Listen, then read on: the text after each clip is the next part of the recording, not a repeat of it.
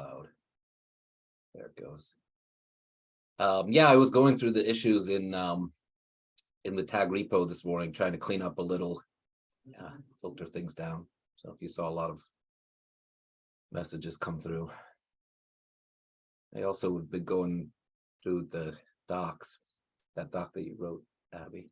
Which we'll talk about now. Yeah, so 11:02. Let's give another minute or two, just in case other folks join.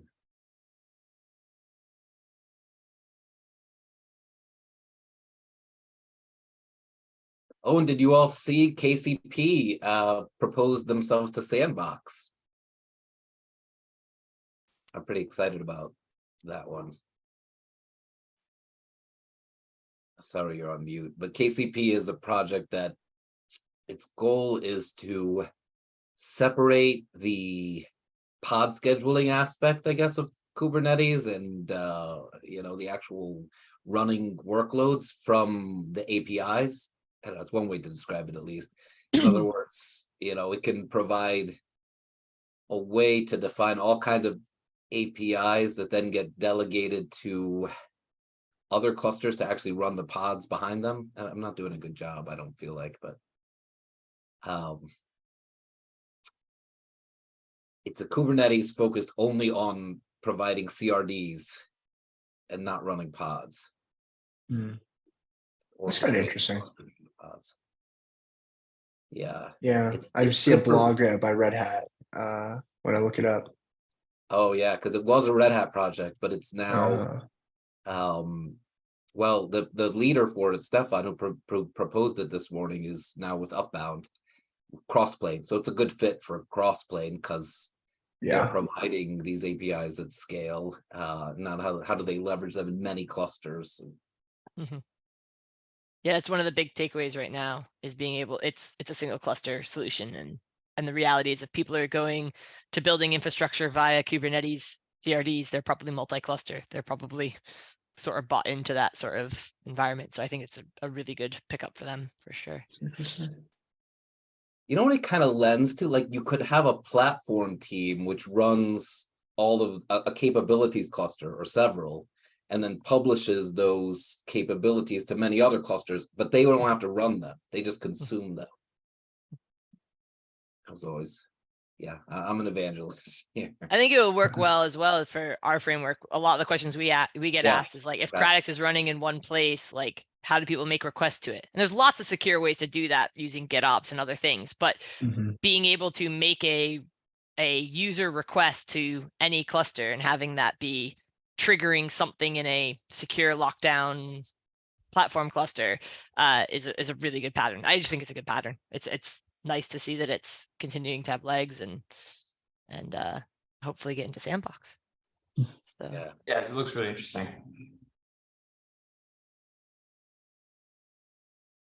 Okay, so yeah, I think we've got our quorum for today. Let's go ahead and get started. Let me post in the notes for people that want to follow along. These are running notes. We usually start by asking new folks, if you're open to it, to just introduce yourself and tell us, if you're willing, tell us why you're joining and what you specialize, so we can delegate to you a little. Kirsten, I think I'm kind of asking you. Were you here last time? Yes, I think I joined a week ago and that was the first time, but I'm here again today. Yeah, so I'm a technical program manager at Datadog on one of their internal app platform teams. And yeah, just excited to be learning more about this group. I got in and I read some of the working docs and things. So yeah, that's me. Cool. Welcome. Yeah, thank you for joining in the conversation. I really appreciated particularly jumping into existing threads and pushing those along, as well as coming in with new ideas. Like that was awesome. Cool. Thank you. That's where I saw your name. Yeah, you commented in Abby's paper. Yeah, so Our Abby, paper, Josh. yes, Our everyone's paper. Sorry, I know. I've been trying to not say that. I'm sorry. I want to give you credit because you're getting it going. So, No. Speaking of which, Abby, do you want to lead the conversation here on where we're at with that? Yes. Do you want to give me some sort of a time box to play in? Because at least a soft time box so that I don't completely take over the meeting. and then I can see where we can get to. Look at Colin. Colin's like, oh, she'll do it too. Don't. I mean, the truth is, looking at the other things, so the website restructure, I think, kind of overlaps this discussion a little does, bit. So yeah. maybe we just kind of touch on that as we go. Like maybe a half hour, I would even say, Okay. like we could spend on this. Yeah, and that'll be a soft, we'll see where it goes and all that stuff. But I just wanted to have some sense of if like we had 10 minutes or 30 minutes. So that's really helpful. Yes, so really quick one-liner, maturity model is in a state where it should be considered a complete work in progress. It is going to start to narrow in to deliverable by September, by kind of early September. That's where we should start to feel like it's getting close. And we're looking for more refinements than overhauls. But we're sort of at the stage right now where like, please think big and don't hesitate to say something, because if you hesitate now and then it comes out in like October, which is fine if something new comes in October, but ideally it's something new and not something you were thinking about for a long time and worried to say. So yeah, so that's the state we're in.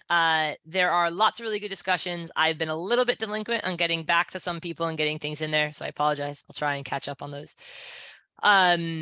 But I've called out here 4 bullets under possible things we want to discuss. Before jumping into any of those are things that I've noticed that I think are a little bit higher level and maybe be interesting to have a conversation about in like kind of a high bandwidth way here on the call. But those are things I called out. So before I go into any of those topics, I want to pause for a minute and say, I think all of you have been through that paper at least once. If you do not see something that you think would be really valuable to have a high bandwidth conversation about on this list, it is my missing of it. It is not that it is not important. Please add it to this list and we'll make sure we cover those things. So I'm going to shut up for 30 seconds, see if anyone wants to add anything. And if something comes up as we're talking, of course, add it then as well, but might as well try and get the topics up front if we can.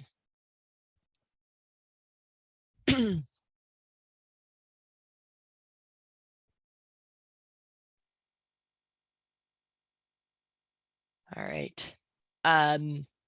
Cool. So I'm going to start going. As I say, if something comes up that strikes you, please add it as you go. The things I think are the most interesting to talk about in high bandwidth right now are basically the table. So the table and the paragraphs are supposed to match. If you notice that there's like a word in the table that's getting comments and it's not getting commented down below, it will match in the end. The table is just for visual quick learners, and the everything else is for the detail of people who want to dive into it. So don't stress about that. That's a mistake if they're not matching, and they will match at the end. When I say the most interesting thing is the table, I mean the things across the top and the things down the side. So the middle of the table, we obviously need to get agreement on, but the way we're thinking about what is levels 1, 2, 3, and 4 is interesting. And what things are we giving the kind of hierarchy or the importance of being on the table is really important. So I think those are the top two topics I want to touch on. And then if we have the time, I want to jump into, there's a few questions about like existing ones on the table. It's not that they shouldn't be on the table. Maybe they're misworded and maybe we can have more clarification, and we'll get into those. Does it feel like more a fine-grained conversation? So I'll propose that we start with the structure of the table, which is the 4 columns. We have gone with a just numbering system previously. Like the first draft is numbering system 1 through 4.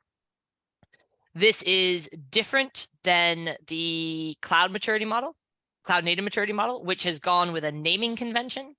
They have gone with, so they also have leveled numbers, but they have build, operate, scale, improve, and optimize as the names associated with those numbers. You can click on the link there if you want to look at the comment that I add that to. So questions that have been, so one thing is that right now, and this is all changeable, in the model structure, we have a sentence that says, this model is not meant to classify a team as wholly level 1 or level 4. Each aspect is independently evaluated with the levels provided merely presenting similar degrees of maturity improvements for each aspect, but do not have any correlation across the aspects. That being said, you may find it difficult to progress past a certain level in one aspect until leveling up in others, as they can support and influence each other. Hey, Abby, can you, by chance, can you share your screen as Yes. you're going through that? Sorry. It's a great point. I think it's that one. Should help. Is that cool? Yeah, beautiful. Amazing. So yes, so the thing I want to talk about is level 1, 2, 3, and 4, which is discussed in a comment that's gonna be hard to find now because of the thing. So structure of the levels, it's this one here, that we have 4 levels right now instead of 5. Open to opening up a 5th, open to going down to a 3rd, to down to only 3. And we haven't added names to them previously. The reason names weren't in the original draft is because of this paragraph I just read, which is that we didn't want, I felt like I read the cloud native maturity model and I thought you're either in the build stage or you're in the operate stage or you're in the scale stage. And it was sort of tying all of the aspects together into a level of maturity. I have since learned that that is not their intention and that they're going to try and clarify that. So I think that's really good because now we have a similarity with the cloud native maturity model that neither of us want people saying we are level 1. It's more like this aspect is level 1. So that's cool. So now it's a matter of like, does the platform working group want to adopt this sort of naming convention, whether it be the exact same names as the cloud native maturity model or our own names that we feel like are a better fit for this maturity model, or is kind of just levels the right way to go? One bit, just to share some color, or for hopefully it helps somebody with some insight. So I'm doing a lot of work right now with mapping folks and like vendor solutions back to like the CNCF, the cloud native maturity model. And it's been really challenging to have to bounce between the different levels and then go find the section, because I'm finding there are particular questions when I'm mapping platform functionality back to how does development of this aspect assist your cloud native maturity is kind of the approach that I'm taking. And it's been really challenging to map, like if I'm focused on how a particular element is enabling process, and process is kind of buried and I have to switch the page to go change and view the process on each page. So I actually flipped it and just built internal notes to say like, these are all the stages for process. These are all the stages for people. And it was really, really, really, really helpful. And I'm thinking about, I like your table here because they don't really have a table. And the table is really helpful. But that's just an anecdote of like how I'm kind of using the model, the maturity model. And we talk about assessing vendor solutions and helping them understand how to map back to the model.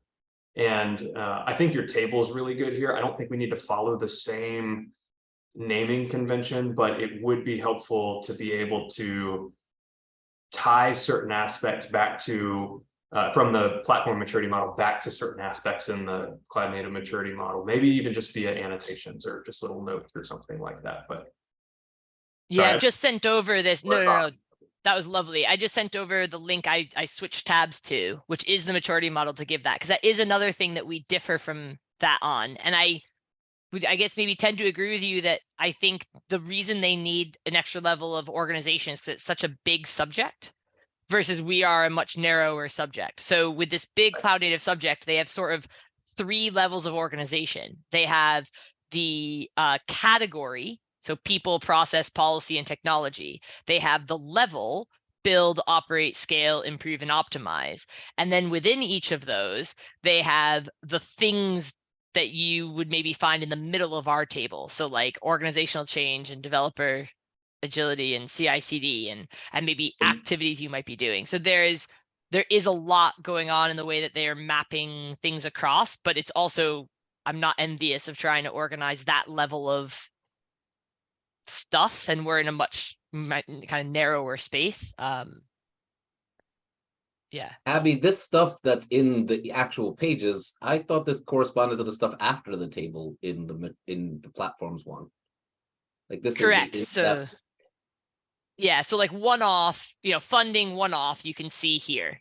Yeah.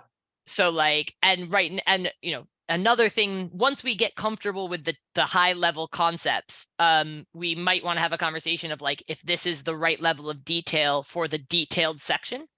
But I don't want to dive into that question until we're comfortable that Yeah. the titles are correct. Because if people go and spend a lot of time writing better details and then we change the wording or we change the levels or whatever, that would be quite frustrating for someone. So, but yes, so is that maps to your mental model, Josh? Like this table should roll down into these details. Yeah, and to like to what I like what Colin's pointing out, like instead of starting from just the columns or just the rows, start from the table and then be able to drill in. Yeah. And that's so maybe what I'm hearing from you, Colin, is like, and Josh, is that when we go to put this on the website, we see a world where it's actually a graphic people can click through, and we maybe have a 1-page option, so you can use like Control F, but we also maybe have a more navigatable option that lets people like click on a box and like you could imagine like you click on mandatory and then below it is the details about mandatory, but not, you can kind of zoom in on that. And like, I don't know. So At the that's very something we can least, talk about there when we could get to be visualization. Yeah, at the very least, there could be like the funding could be a link to the deep dive into funding. Exactly. like Yeah. that. I have one other question on the naming, like to be the devil's advocate, let's say we gave them concrete names. So right now, I guess it's kind of a scale, like 1 to 5, but like, so everything would shift left if there's only 3 in a given category. Would we ever skip a level? Like if we name them optimize, maybe there would be no like interim stage for a given line. Just saying, like if we gave them names, they might not all and like 3 on a scale of 1 to 5 might not, there still might only be 3 steps. Not describing that clearly. No, I think you're 100%. So I'm hearing you, maybe because I've had this conversation come up before, that there's, I can't remember which one it is now, so I might have to go back and look at the first round of feedback, but there's at least one of these rows that someone was like, you're stretching. There are only 3 levels of this and you've made a 4th Yeah.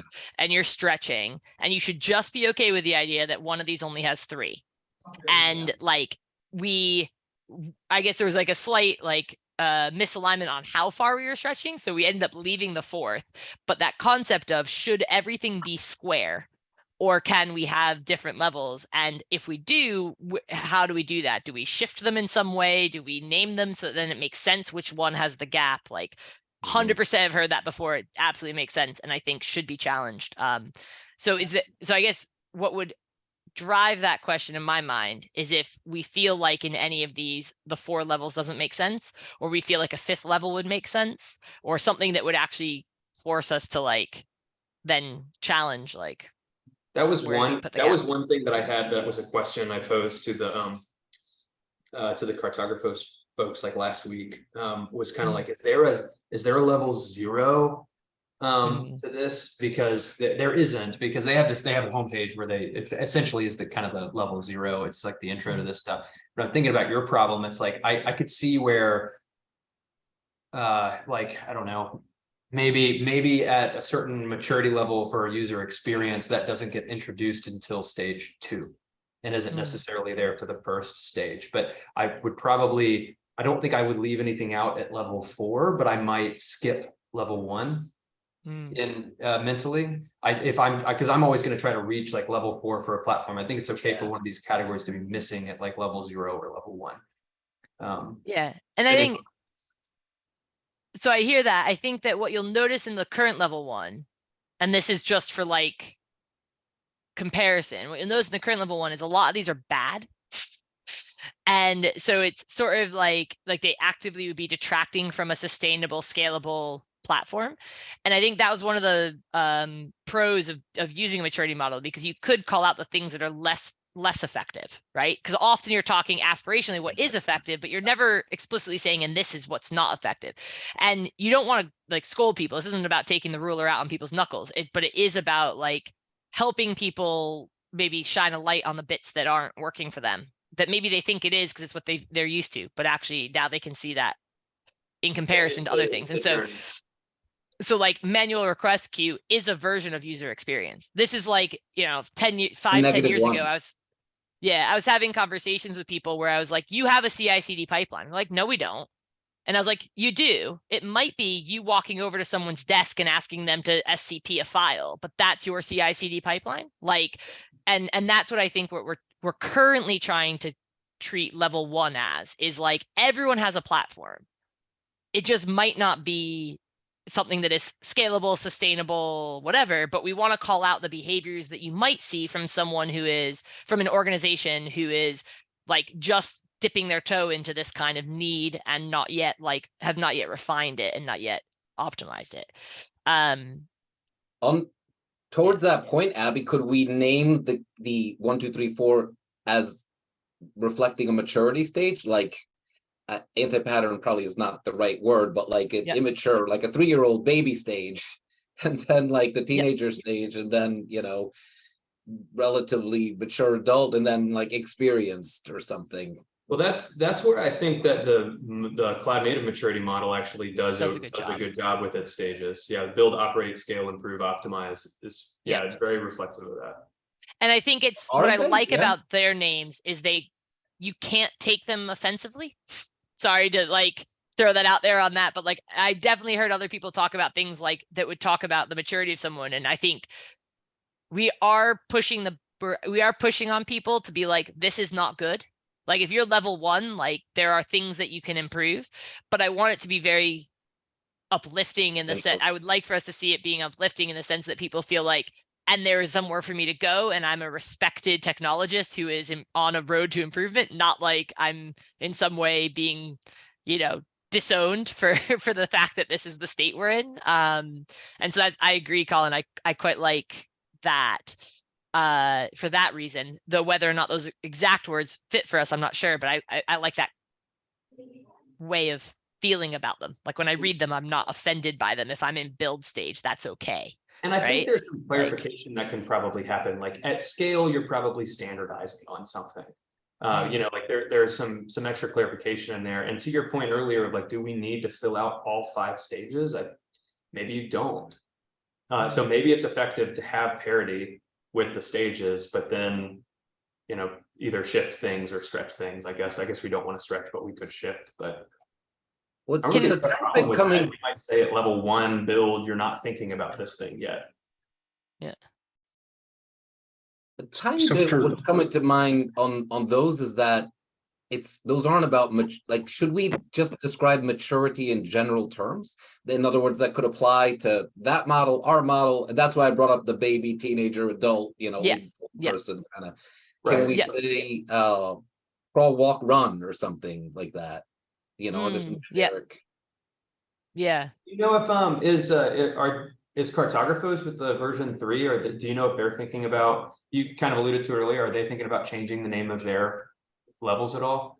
I'm just going to check. Did Simon end up being able to pop on? He hasn't popped on the call. So I don't know. I just know it's on their minds. So I'm going to talk to Simon. I think what they're going to do, and maybe it makes sense for ours as well, is they're basically starting from the Excel spreadsheet and then working their way back up again. And so I'm wondering if we take this table out of here, link to a Google Slides like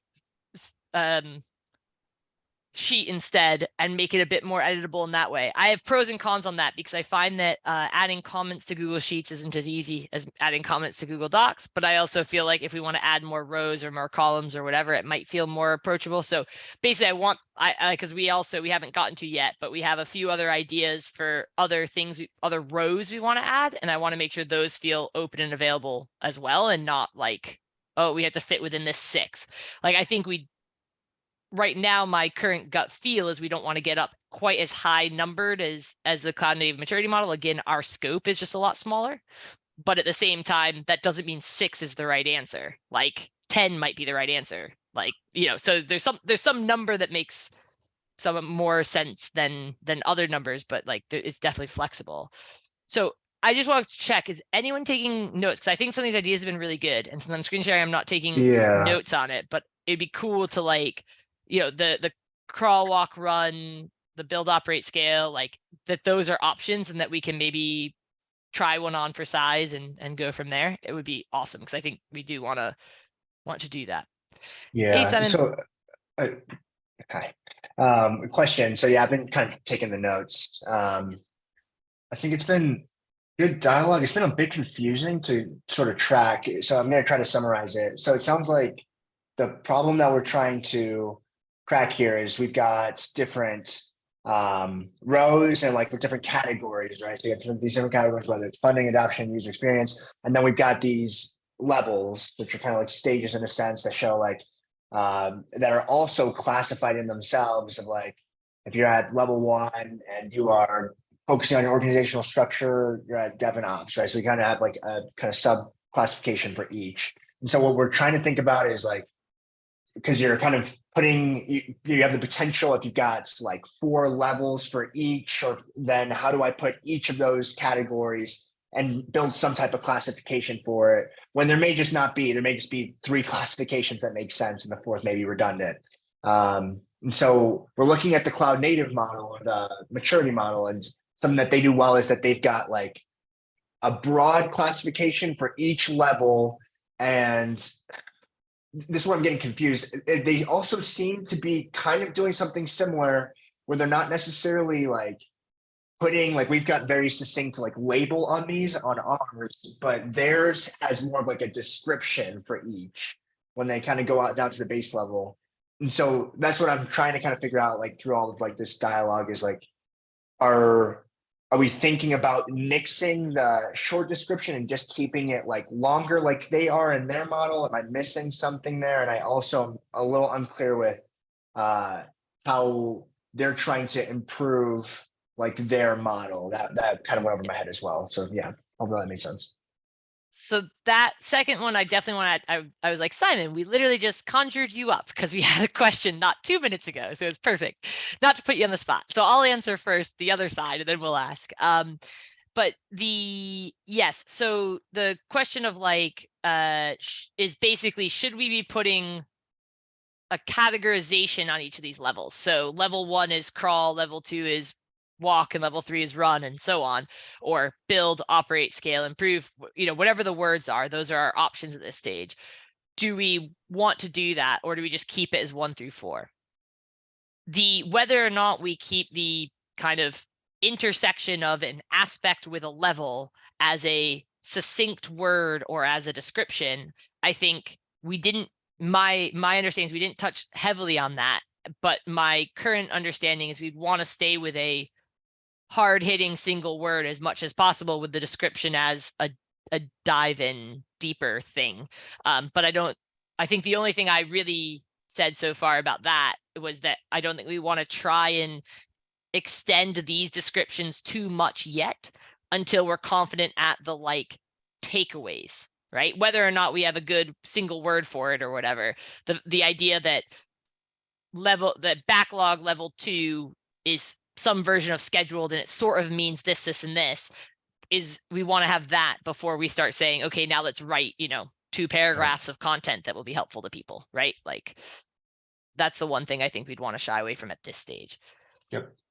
One thing I want to add to what sorry, I think we're talking about 3 things in this table. We're talking about the column headings, we're talking about the row headings, and then what Abby just said, we're talking about what the one bullet and then the detail that goes in. I think that first part of the conversation, we all kind of said that we want to have labels to kind of define that scale at the top. I think now, Abby, should we go into the aspects, the rows? So I have some opinions here. Absolutely. And I know the time's running out, but Simon, do you have a kind of short summary of what it is that you're most looking to switch around or deep dive into as you go into the new version of the cloud data maturity model? So like if you have learnings, we're taking those on board from our V1 rather than having to go through the cycle that you all have gone through. Yeah, so the key challenge, so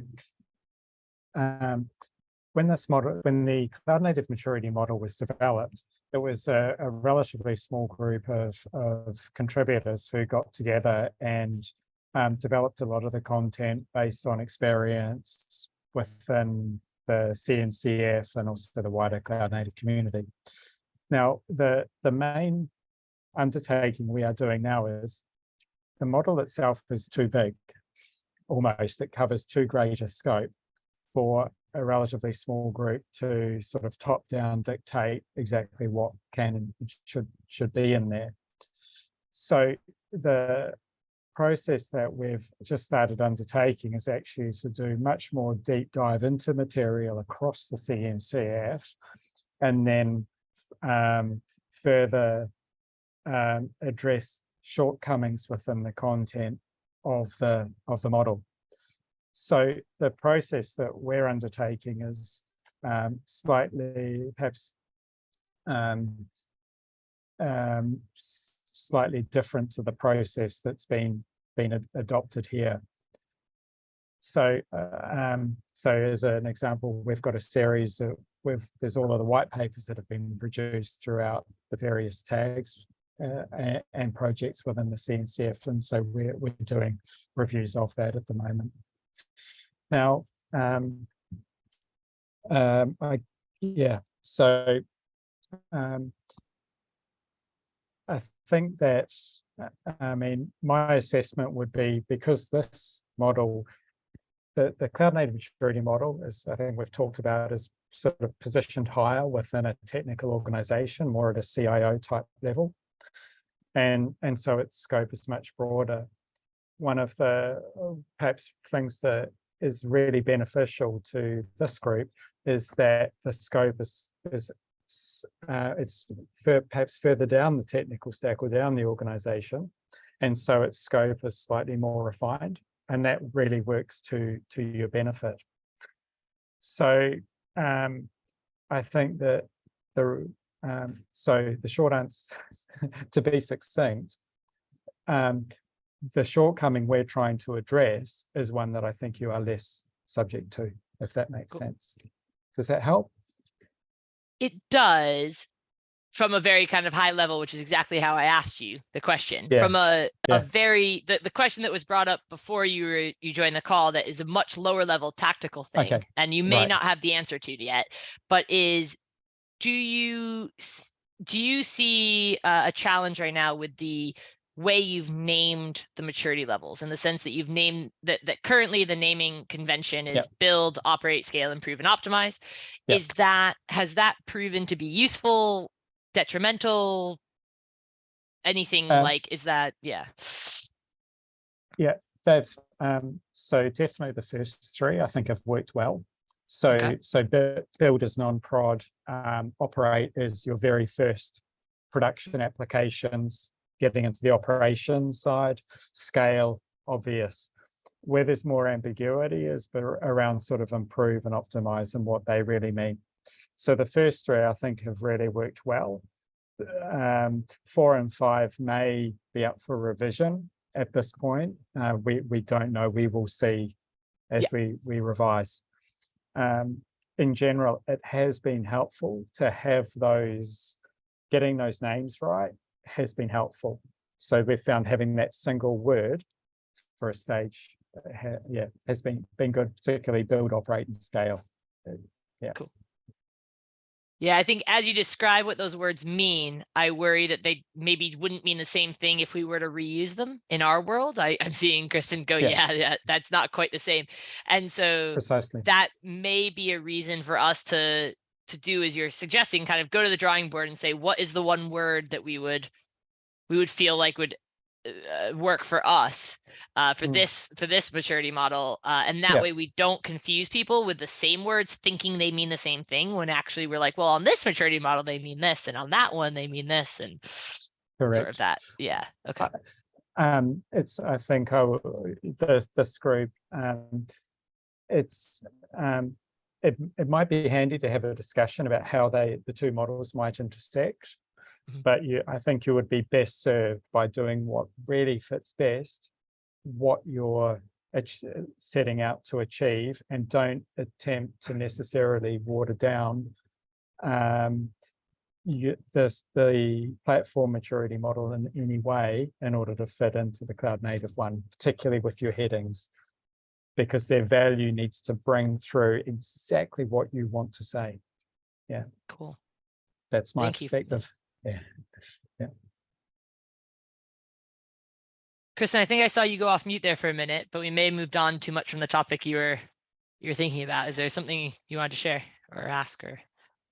Yeah, I don't know. I'm struggling to think of like the words that would be good for each level here. And I had kind of another idea. It was like, what if we kind of and I do think 1, 2, 3, 4, right? Those like mean something to people who are going to see those numbers. What if we, yeah, did something a little simpler, like just, you know, an arrow to the right or something that sort of shows like, here's the, you know, kind of better, yeah, direction you may want to be headed in.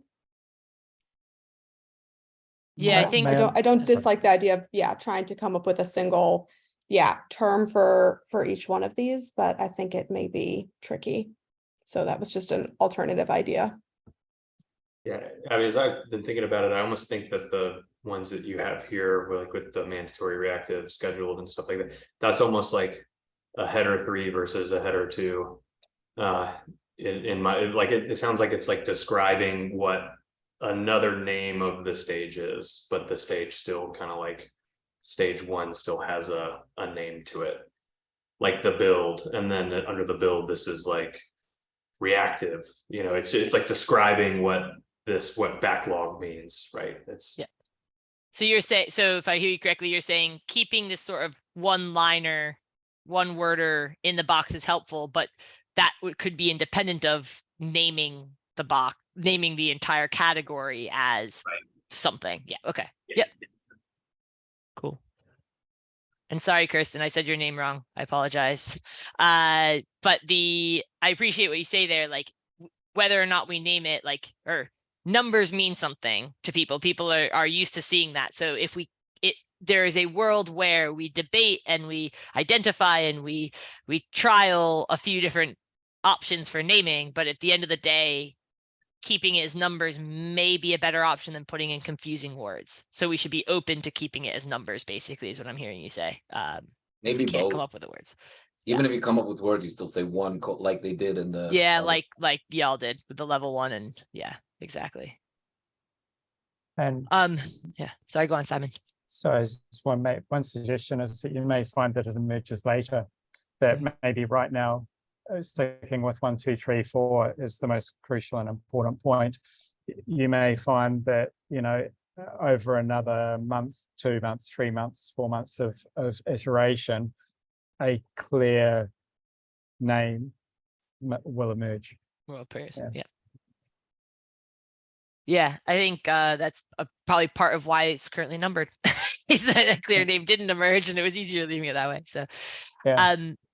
Josh, we're just over the 30-minute mark. I realize that we talked only about columns and not rows, but I wonder if it would be a good idea to bring a single topic like this to each of the working groups that don't have other big topics like a sandbox project coming or something. And so maybe in 2 weeks would be a good time to talk about the rows and say, look, we've talked about the columns. If you want to see more, watch the video or, you know, comment on the doc, but today we'll focus on columns, and we can do that in 2 weeks. Or do you want to do that now? I don't know if it's the right time. I see you wanna call up. Yeah, we could explicitly call on people to review the rows. I think, like, looking at our time now, let's see. So definitely want to talk about those. What else is on our agenda today? The website restructure, which ends up, yeah, like, so that's pretty, you could open that if you want. I've been editing it in the background while we were talking, but it's pretty much like how we open the doc, the one that at the very bottom Leanne put in there. Yeah, it's Yeah, this one. so that's, but like, I don't know that we have so much to discuss there. I think that basically this says the maturity model, you know, slots in under platform somewhere. And I brought up, you know, the other things we're pursuing, which is prototypes, and I'm pursuing the capabilities.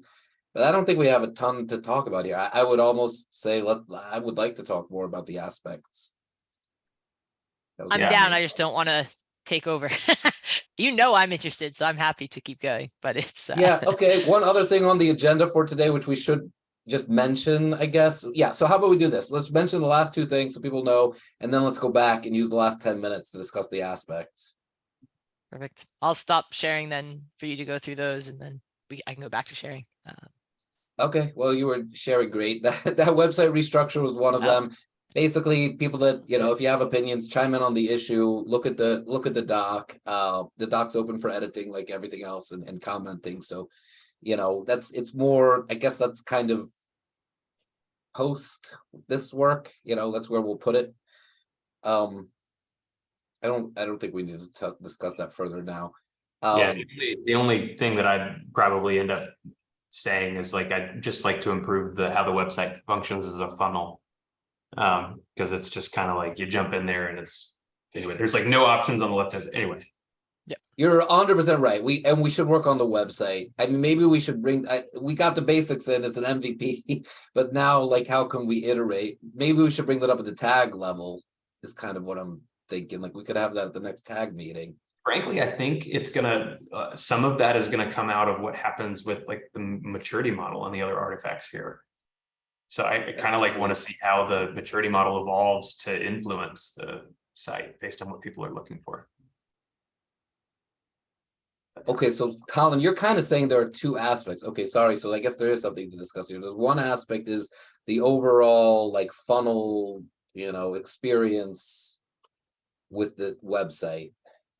Like make sure that the side nav works and those kinds of things. I know that there's pending issues for all those. And then there's also how do we structure the platform section? It's kind of just overall, it's like when people come to the website, what are they looking for? And just getting a better understanding of what they're looking for. And if they're, there's a lot of interest and demand over the platform's maturity model and stuff right now too. And so what I was thinking is like, it's almost, to me, it's almost like there's not really a problem with the site as it is today, but as more artifacts get introduced, then it's going to kind of flesh out. It's going to highlight the need to be able to get to some of those certain areas. So I was almost saying like, I'm glad we're focused on the maturity model and some of the other artifacts, because I think that will influence the website structure. And I think one of the things we were talking that I've written here is like, one of the suggestions from Taylor, who's like the ecosystems person at CNCF, was to like try and use this website to generate interest in engaging in the working groups and in the projects we're doing. So I've made the kind of small comment of like, you put a little pill or like a pointer, like come help here, but also that involves us needing to be able to put work in progress onto the site. So how do we add that to the ad bar? How do we give that a top level awareness, that people can see that something is in the works? And so, yeah, to all that, Colin, yes.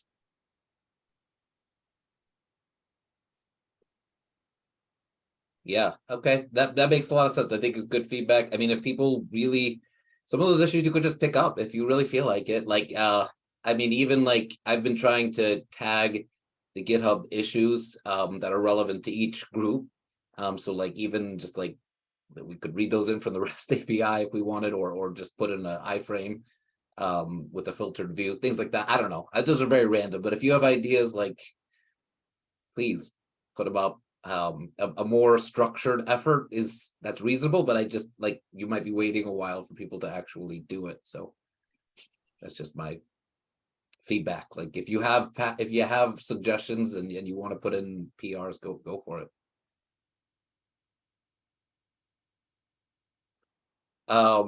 Okay, so the last thing I just wanted to bring up today is we want to make sure in the tag, in the repo, and in the Slack channels, and in the discussion lists, and in the papers that we are governing a little bit what content comes in. I was talking with Abby about this the other day. So our idea was to craft a code of conduct that kind of builds on the CNCF's existing one, which talks about how we should talk to each other and things like that. But this kind of like things like let's avoid vendor specific stuff. Let's not just post links without context. No AI generated content.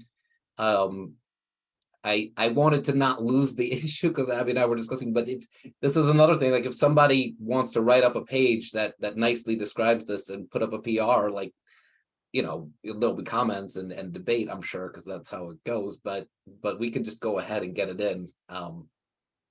Just saying, like it doesn't have to have a ton of process. I just wanted to bring it up that we're thinking about this.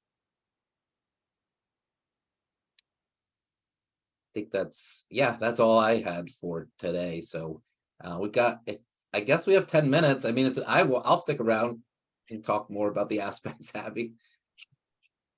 Cool. Yeah, I think so there's two sides of the aspect conversation. So there's what's missing, and then there's are the current ones named well, or even should they be there? So floor open for any of those. Do you maybe want to read the suggestions that are there as well?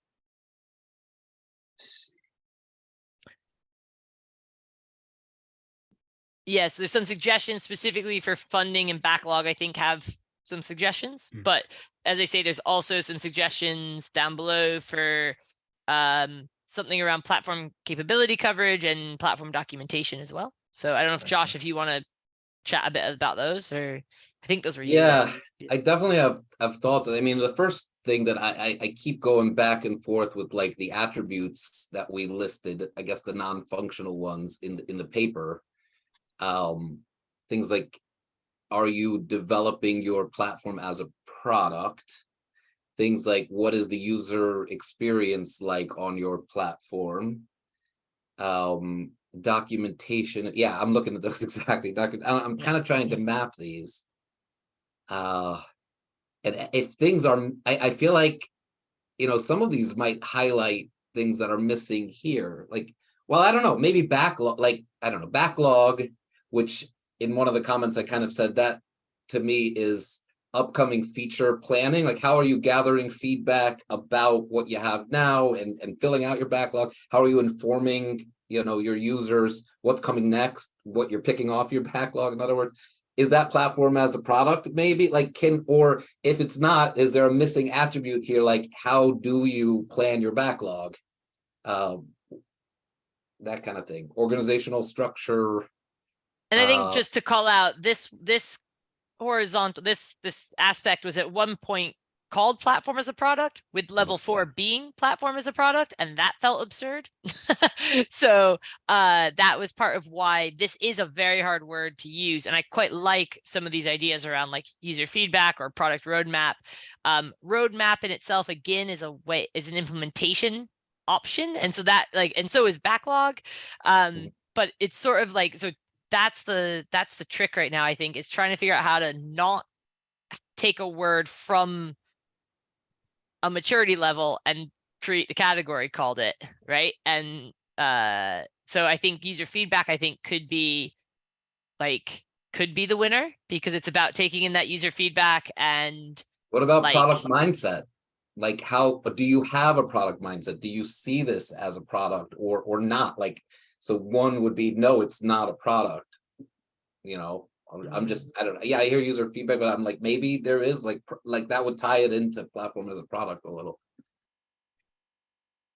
I keep looking at this a little bit and thinking about, like, for each horizontal row, who is involved in that row? Like, who does it affect and who does it help? And there's a couple here where it's like, this compels users to start and be successful using your platform. Like, there's a little more clear understanding of the who. And I'm almost going back to, like, in my mind, I'm mapping back to, like, who's going to participate in this platform process? Like, who is the platform benefiting? And then how does that map to, like, their maturity? And just for this one, how are requests and requirements identified and prioritized? That's focused on kind of the what, which is the requests and requirements, but doesn't necessarily say the who. I'm not saying we need to change it to say the who to match some of the other ones, but I'm just thinking about that as like an understanding who this benefits, I think would help me also find each row. I don't know if what I said just said is helpful. You mean like who the platform is, who your is in that? It's like, so who does it benefit for it to be at stage 4 of platform as a product in this particular case? Is almost just how my brain is trying to match it back. It reminds me a lot of how the maturity model kind of has that people section. Like, it's very clear how that level, what's going on with those specific people, how does that affect the people, and what do those changes kind of modify? It's kind of like the way that I always talk about with the implementation of a platform is it's a great excuse to bring these different departments and people together, because you're kind of constructing the platform as this consolidated set of like processes, and you're gluing systems together and making them support each other. Like you're building a platform that way, even if it's only process oriented and doesn't have some sort of physical thing. Yeah, and I think, you can imagine a rewording of the cross-functional one around like, how do specialists enable success for their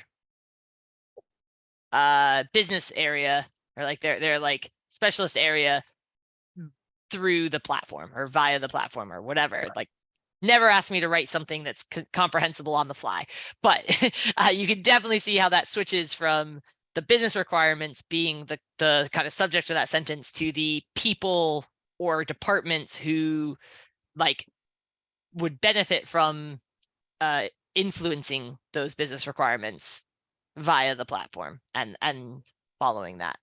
Like, Yeah, it's almost like this row is describing, it's like it's not quite velocity, but it's like your ability to implement the platform, or like you're reactive and you're figuring out what platform like needs to be in place. You're like trying to figure out your platform strategy, and you've got things coming from all sides, versus like the platform team is making informed decisions and is like implementing new features proactively to drive the platform forward, or like to that's interesting. I think Howard, this are you- might. Oh, sorry, go on, Josh. I was just gonna add, are you getting at like kind of consistency across all of the infrastructure capabilities? Is it like a consistency kind of thing? Coherency? I'm not necessarily, maybe not this row. I'm thinking this row is like, this is the ability, this feels like the ability to build the platform. The third row, the fourth row. I see. Sorry, I the one mean, like the one that's sixth row. highlighted, sorry, the fourth row, yeah. Okay, yeah, no, I was more thinking like whatever you're talking about would be another aspect, maybe replacing the sixth one or complementing it. Like how much are you bringing your entire infrastructure IT organization into this consistent platform? So it's like business requirement is going, so how does each business requirement? Yeah, that's where the people thing comes back. Like for the funding side, for level one, there's going to be maybe some FinOps folks. And so I might have a specific case that is going to say, like at level, I mean, I like the way it is already. Really, it's like at level one, if I'm talking about implementing a platform, someone's going to need to know how much it's going to cost. And so you've got kind of like a one-off budget. But if you're at level four, the people who are making IT spending decisions and the FinOps folks or whoever else is involved is looking at this as just a standard part of the P&L. And that's also because you've implemented, a platform that's central to your organization, which means you're also serving that as platform as a product at that point, which is like down at level four, row four. So it's just interesting to bounce around like the who's perform or who cares about a particular row and what's that function. And just getting back to level four, I'm almost using that as the barometer of like how central is the platform, or important is the platform to your organization.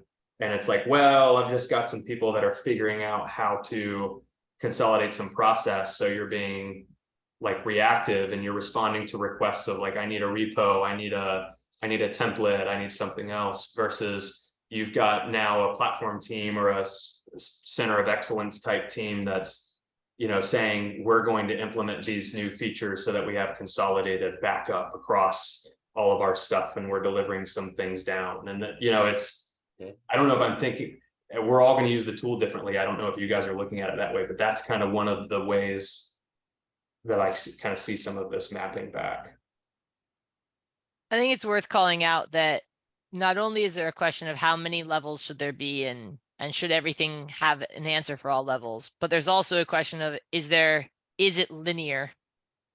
So like sometimes the adoption, for example, sometimes it starts top down and starts mandatory. And it starts by someone going, you shall use this thing. But sometimes it actually starts as internal. And it's like, build it and they will come. Like it kind of grassroots built up. I think the logic behind so regardless of the logic as to why those two are in that order, doesn't matter. The higher level concept is like, what we're trying to identify as aspects which have sort of a relatively linear progression, and that can be quite difficult as well. So I want to go back down quickly to your point, Josh, around like capability, coverage, and platform documentation. So capability coverage, is that like what you're saying is it wouldn't be these attributes. What you're talking about is like coverage of these areas. So the fact that you offer your Capabilities. infrastructure and your data and whatever. Yeah, that's one where it would be, yeah, that's a little different than the other ones. Okay. No, I just want to make sure I understand. So I guess And the thing I'd be interested in is, did you propose? what I was confused. Yeah, tell me, Abby, first.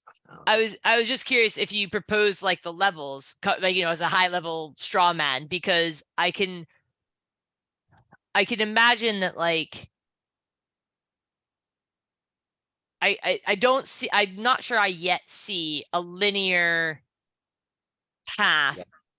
from like infrastructure to data to messaging or whatever. Yeah, But what I yeah. do see a linear path on is like providing, if you watched Gregor Hope's talk about like fruit salad versus fruit bowls, a world where the first thing you do is you offer like patchy levels of access to things.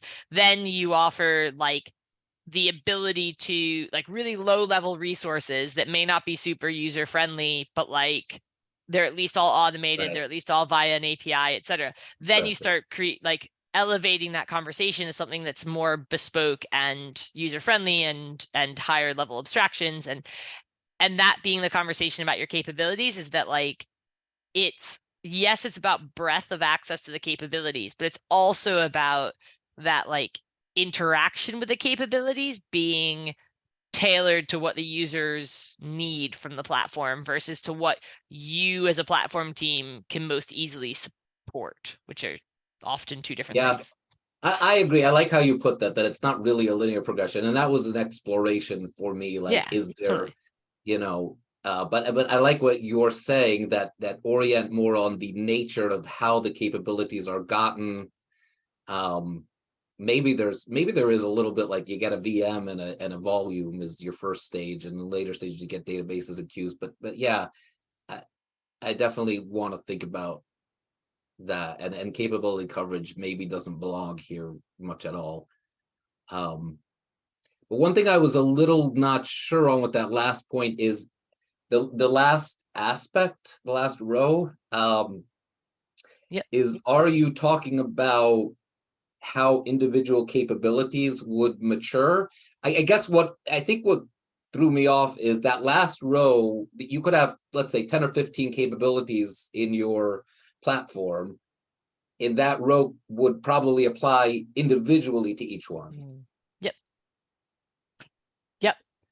I think there's two really big, maybe hidden grenades in this row. So I think you just spot on identified one of them, which is like this row is a bit unique in that like, so all of the rows can be potentially applied to more than one team at your organization. So you might have more than one platform team at your organization or more than one platform offering, and this table can be applied to each offering individually, right? Or to your organization as a whole. Yeah. This row though could be that you do a really good job of enabling security and a really terrible job of enabling FinOps. And so you might be level 1 FinOps and level 4 security or whatever, right? And that's a bit of a unique thing. So that's, I think, grenade number 1. Just to be really forward about grenade number 2, make sure that we're all thinking about the challenges here.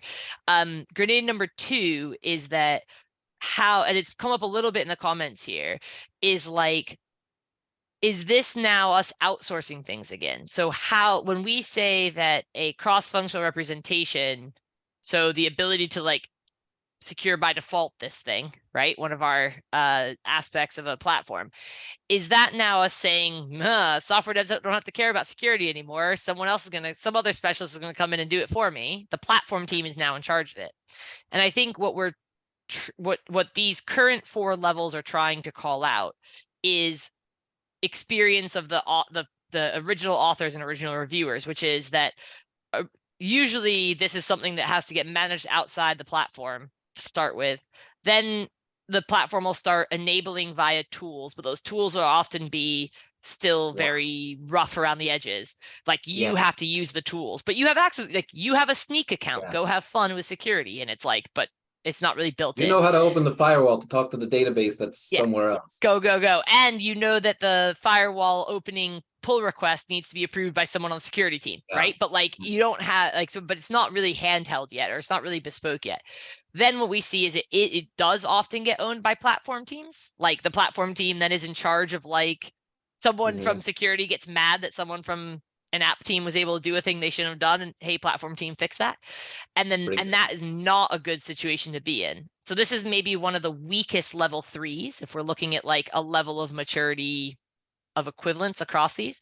And then what we want to say is, hey, security team, if you're upset that that application team was able to do that thing that is not secure by default, you should be able to provide the capabilities via the platform for that not to happen.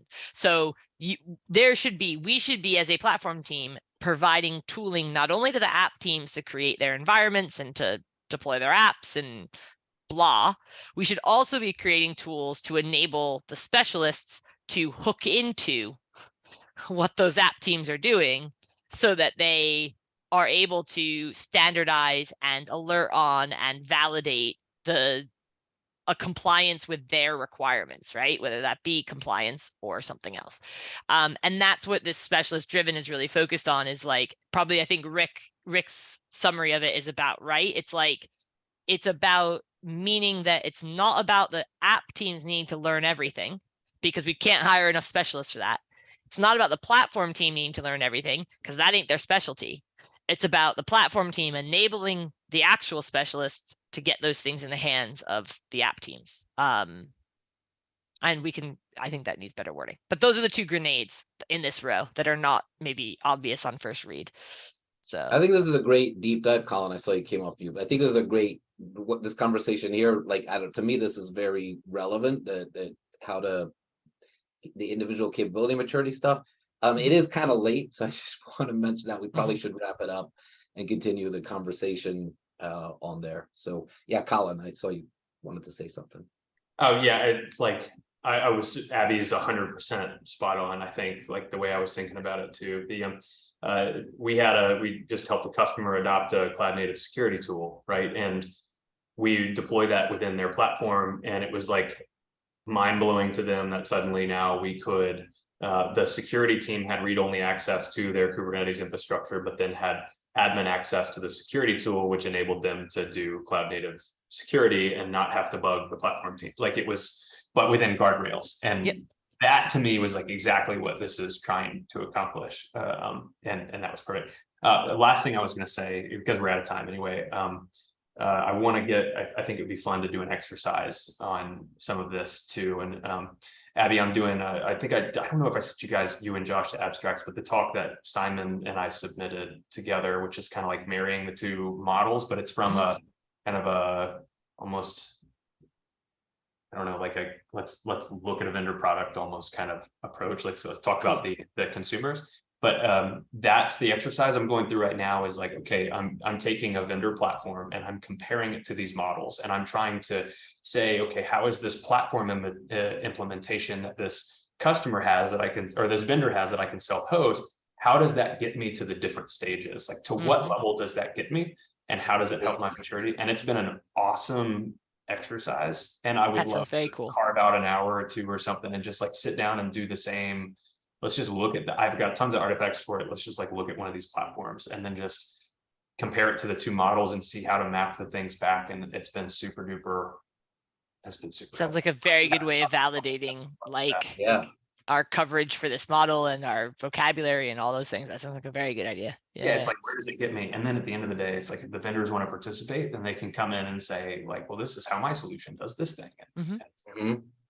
Yeah, I could definitely see a certain vendor that I'm very close with wanting to know where their thing doesn't. And I can fall see out. another one that I'm very close with. Yes, exactly. I have an idea. I can see another one that Abby is very close with. Yeah.